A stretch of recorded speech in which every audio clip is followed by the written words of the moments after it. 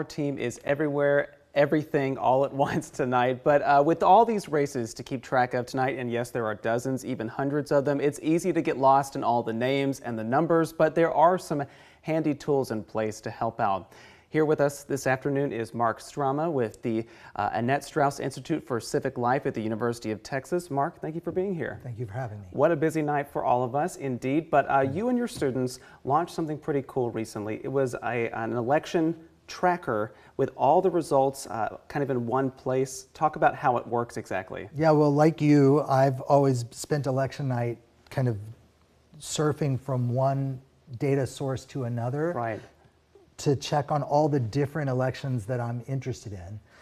Our interns and undergraduate students have created a one-stop shop for every race that I'm interested in and that I think most people are going to be interested in tonight, from Austin City Council and mayoral races to the competitive races for the state legislature to the swing districts for Congress that will determine who controls the U.S. House and Senate, to the swing states that will decide who wins in the Electoral College, plus all of the abortion and democracy-related ballot initiatives in states around the country.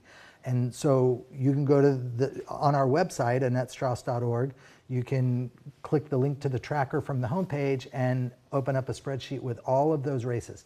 The cool part is we have 300 students coming to a party tonight to watch the election returns, and they will be in shifts refreshing the data from all the authoritative sources from the state election officials and from the Associated Press, and keeping that tracker up to date every 20 seconds. So it's amazing that something like that didn't really exist before now, because it makes it so much easier to follow all those different races. Yeah, I mean, you know, every media outlet has one that follows the races that they cover. Right. But this is one place where you can see all the really intensely interesting races, especially for people from Texas. And we're showing it right now here for people. Remind everybody what the website is, so if they want to check it out tonight. Yep, our website is AnnetteStrauss.org, and on the homepage there's a link to that tracker, and it just opens up as a Google spreadsheet. Yeah, I will definitely be looking at that tonight. Additionally, besides that election tracker, you all published a report looking at turnout for the election.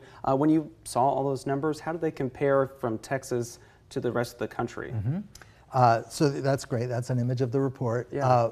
The report evaluates how Texas compares to the country in terms of overall turnout, and we don't compare great. In the 2020 election, I think we were 46th in the country for overall turnout. In the 2022 midterms, we were 42nd in the country. But what gets more interesting in the data that you're showing there is a more granular look at the different demographic groups within the state and within the country.